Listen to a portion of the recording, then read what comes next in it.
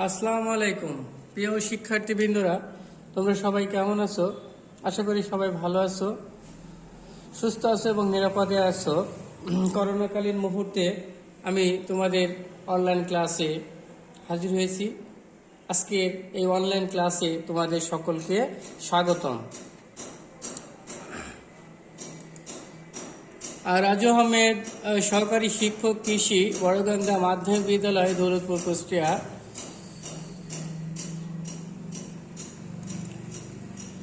আজকের পাঠ পরিচিতি শ্রেণী নবম ও দশম, বিষয় কৃষি শিক্ষা, অধ্যায় প্রথম, পরিচ্ছেদ দ্বিতীয়। তাহলে আজকে আমি তোমাদের প্রথম অধ্যায়ের দ্বিতীয় পরিচ্ছেদ নিয়ে আলোচনা করব। শিখন ফল। এই পাঠ শেষে শিক্ষার্থীরা ধান, গম, ডাল, আলু চাষের জন্য জমি প্রস্তুতি সম্পর্কে জানতে পারবে, নালা তৈরি ও সার প্রয়োগ পদ্ধতি জানতে পারবে, জমি প্রস্তুতির গুরুত্ব ব্যাখ্যা করতে পারবে, ভূমি কৌশল তথা জমি প্রস্তুতকরণের উদ্দেশ্য ও প্রয়োজনীয়তা জানতে পারবে, জমি চাষের বিভিন্ন বিষয়গুলো বলতে পারবে।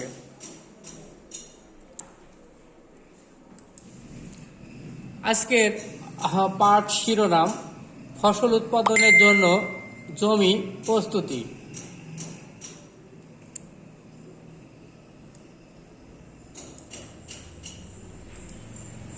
দেখো, ফসল উৎপাদনের জন্য জমি প্রস্তুতি।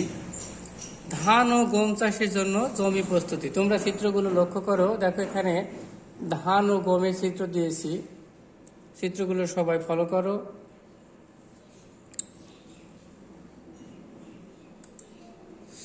দ্বিতীয় পরিচ্ছেদে আছে ফসল উৎপাদনের জন্য জমি প্রস্তুতি। কৃষি যত কাজ আছে তার মধ্যে গুরুত্বপূর্ণ কাজ হলো জমি প্রস্তুতি। সব ফসলের জন্য জমি প্রস্তুতি একরকম নয়।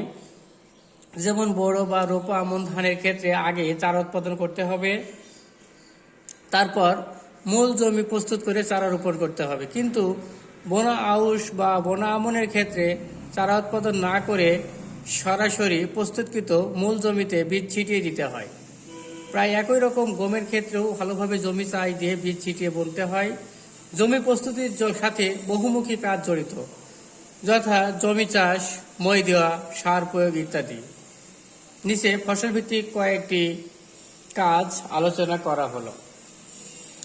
দেখো, গম চাষের জন্য জমি প্রস্তুত। গম হচ্ছে রবি শস্য। বর্ষার মৌসুম শেষ হওয়ার পর মধ্য কার্তিক থেকে মধ্য অগ্রহায়ণ পর্যন্ত গম চাষের উপযুক্ত সময়। মাটির জো দেখে জমিতে লাঙ্গল চালানো হয়। গমের মাটি ঝুরঝুরে করে প্রস্তুত করা প্রয়োজন হয়। এই জন্য 3 থেকে 4 বার আড়াআড়ি চাষ ও মই দিয়ে বার কয়েক মই দিয়ে মাটি ঝুরঝুরে করতে হয়। জমিতে যাতে কোনো বড় ঢেলা না থাকে সেদিকে লক্ষ্য রাখতে হবে। গমের জন্য দোআঁশ বা বেলে দোআঁশ মাটি উপযুক্ত। এই মাটি সহজেই ঝুরঝুরে হয়।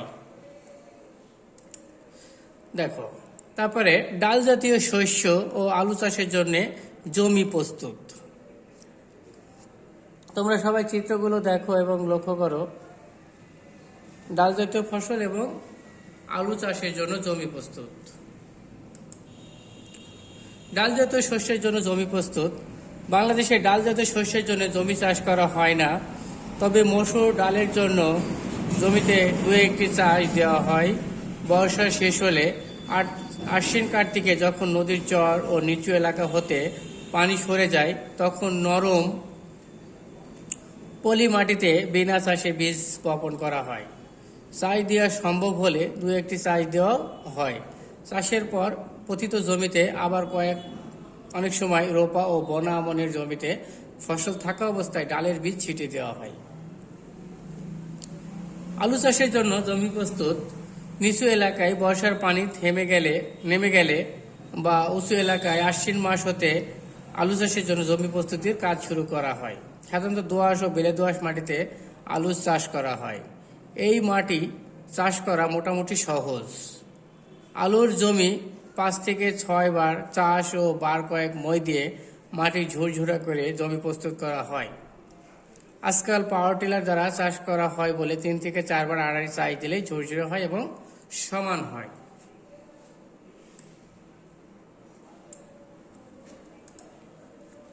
দেখো নালা তৈরি ও সার প্রয়োগ পদ্ধতি এবং জমি প্রস্তুতির গুরুত্ব।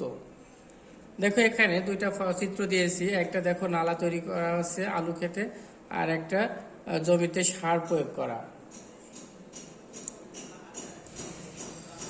জমি ভালোভাবে চাষ ও মই দেওয়ার পর জমি সমান করে বীজ বপনের জন্য জমি প্রস্তুতি। জমির এক মাথা থেকে অন্য মাথা পর্যন্ত নালা করতে হয়। প্রত্যেকটি নালা প্রায় 10 থেকে 12 সেমি গভীর করতে হবে।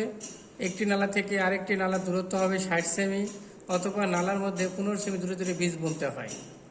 জমি প্রস্তুতির গুরুত্ব। ভূমি কর্ষণ জমি প্রস্তুতির প্রথম ধাপ।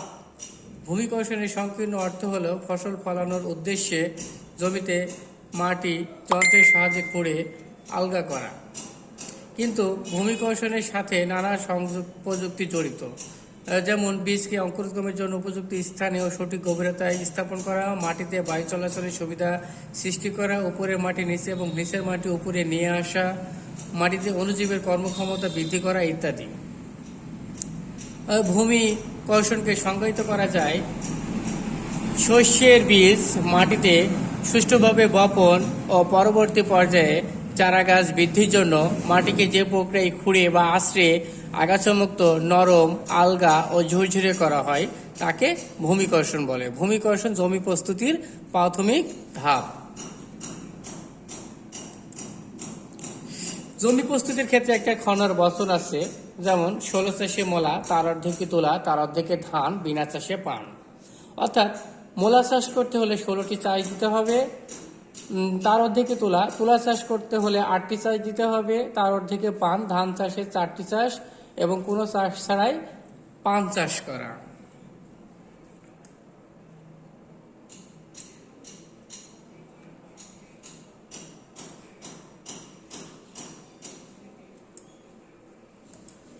দেখো একক কাজ। গম চাষের উপযুক্ত সময় কোনটি? গম চাষের জন্য কোন মাটি উপযুক্ত? জমি প্রস্তুতির প্রথম ধাপ কি? ভূমি কর্ষণ। দেখো এখানে ট্রাক্টর বা পাওয়ার টিলার দ্বারা জমি চাষ এবং গরু মহিষ দ্বারা হাল চাষ, যে কোনোভাবে জমি চাষ করা যেতে পারে।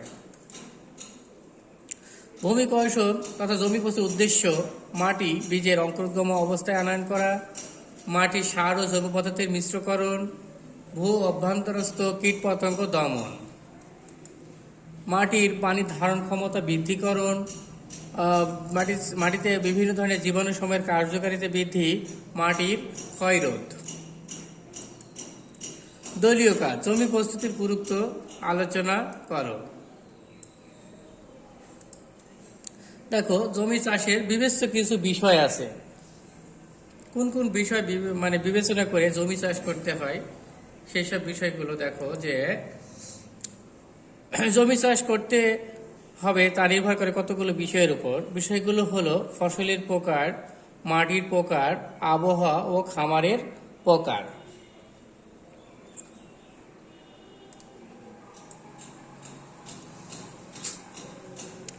জমি চাষ কেমন হবে তা নির্ভর করে কৃষক কি কি ফসল ফলাবেন। যেমন ধান চাষের জন্য কয়েকবার আড়াআড়ি চাষ ও মইদে জমি কর্দমুক্ত করতে হয়, কিন্তু মূলা, মরিচ ইত্যাদির জন্য মিহি মিহি ঝুরঝুরে করে চাষ করতে হয়।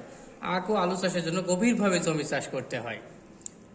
মাটির প্রকার। জমি চাষ মাটির প্রকারের উপরও নির্ভর করে। কাদা মাটিতে বেশি আর্দ্রতা বা ভেজা থাকলে চাষ করা যায় না, মাটির জো আসা পর্যন্ত অপেক্ষা করতে হয়। আবার হালকা মাটি যেমন দোআঁশ ও পলি দোআঁশ ও বেলে দোআঁশ মাটিতে আর্দ্রতা একটু বেশি থাকলেও চাষ করা যায়। আবহাওয়ার প্রভাবে মাটিতে আর্দ্রতার তারতম্য ঘটে। খামারের প্রকার। বাড়ির আশেপাশের জমিতে নিবিড় শস্য চাষ করা যায়। নিবিড় শস্য চাষে একটা ফসল তুলেই আরেকটা ফসল ফলানো যায়, অথবা জমিতে গভীর চাষের দরকার পড়ে না। মূল্যায়ন। গম কোন শস্য? উত্তর, গম হচ্ছে রবি শস্য। 2. মাটির জো কি? উত্তর, মাটির উপযুক্ত আর্দ্রতা। বাড়ির কাজ। জমি প্রস্তুতির ক্ষেত্রে খনার বচন আলোচনা করো। আজকের পাঠ শেষে তোমাদের সবাইকে ধন্যবাদ। সবাই ভালো থেকো, সুস্থ থেকো।